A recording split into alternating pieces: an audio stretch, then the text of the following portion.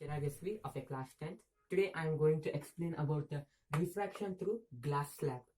Before starting about this topic, I would like to explain some general terms. That is refraction. What do you mean by refraction?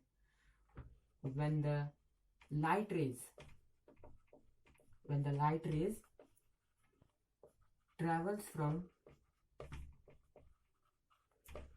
one medium to another medium, it bends or it changes its direction, is called as refraction. So in simple words, we can say bending of light when it travels from one medium to another medium. Okay, those two mediums are rarer and denser. Over here I will show the diagram. So plane surface, incident ray, normal ray, refracts. See over here we can observe that the incident ray moves toward the incident ray, and after refracting, the refracted ray moves towards the normal. It is called as a refraction. And second one is refractive index. Refractive index is nothing but the ratio of angle of incidence to the ratio of angle of refraction will be constant. That is sin I divided by sin R is equals to constant. Ratio of angle of incidence to the ratio of angle of refraction will be constant. This is called as a refractive index. Knowing the general terms for this topic, now we will go for the main topic, that is refraction through glass slab. Over here you can observe the glass slab, and this is called as a rarer. This is called as a rarer medium. This is called as a denser medium. This is called as a again rarer medium. So when the light rays travels from, as I told before, when the light rays travels from rarer medium to denser medium, the light ray moves towards the normal. Okay, over here you can see the light ray moves towards the normal. So after striking to the second surface, this is the first surface. After striking to the second surface, okay, over here we can observe that the light ray is traveling from denser medium to rarer medium. Okay, denser medium to rarer medium. Then the light rays moves away from the normal. See, light is moving from the denser medium to rarer medium, moves away from the normal. Now this angle is called as a angle E is called as a emergent ray. Angle R is called as a refracted ray. Angle I is called as a incident ray.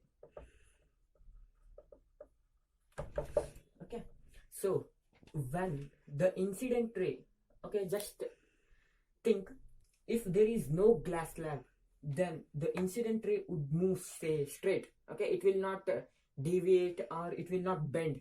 Okay, so when the incident ray is produced forward, okay, when incident ray is produced forward, the distance between the angle of emergent and incident angle of emergent and the incident ray is called as lateral displacement.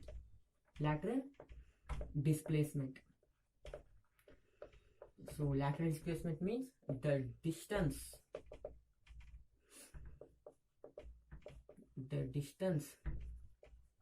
between the emergent ray and incident ray is called as lateral displacement. So lateral displacement depends on some factors, or you can say refraction in the glass slab depends upon some factors. Those are, first one is, if incident ray increases, if incident ray increases,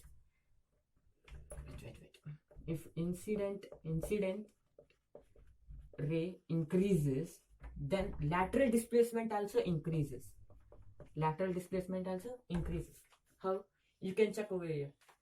the distance. Okay, one more time I will tell that angle I is equals to angle E.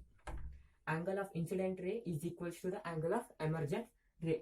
So if this increases, if angle of incidence increases, then angle of emergent ray will also increases, and the ray produced by the incident ray, it will also increases. So for example, you can take this as a first figure, then second one over here I will draw.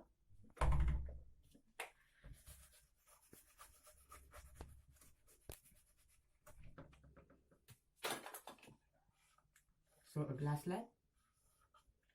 So I will change its position, or I will change some angle.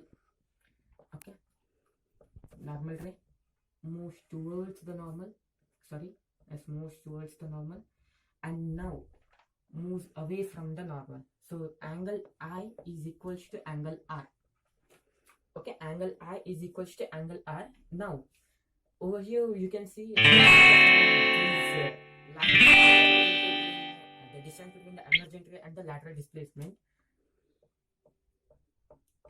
Now we can see the lateral displacement has increased. Here I have changed its position or angle, the lateral displacement increases. So if incident ray increases, or means angle of incident ray increases, then lateral displacement also increases. Second factor is thickness of the glass slab. If thickness of the glass slab increases, if thickness of a glass slab increases, then lateral displacement also increases. So moving on to the next, third one. If the refractive index, I told that refractive index means sin I divided by sin R, is constant. If these both have constant refractive indexes, if it changes, then the lateral displacement also changes. Or if refractive index increases, then lateral displacement also increases. And the fourth last factor of the refraction through glass slab, which depends, that is wavelength. We have learnt in the refraction of a prism, when the white light passes through the prism, divides in the 7 colors, that is Webb-Cure. So the red color bends the least, and violet color bends more, or means bends more. Red color has more wavelength, and violet has less wavelength. Okay, so when the least or a less wavelength travels from glass slab, it deviates more, or it refracts more. That is, if wavelength decreases, then lateral displacement increases. If the wavelength, for example, just think, if we pass a violet color light ray from rarer to denser, then striking the second surface of the rectangular slab, then it moves away. Over here we can see the refraction will be more if we pass a violet color ray light. Okay, so if wavelength monochromatic light. So monochromatic light means a single light which consists of a single color. For example, I told before, that is violet light. If we pass a monochromatic light, refracts more. It depends on the wavelength of a particular light. Okay, that's all about my topic. If you have any doubt, pin in my group. Thank you. Bye bye. Have a nice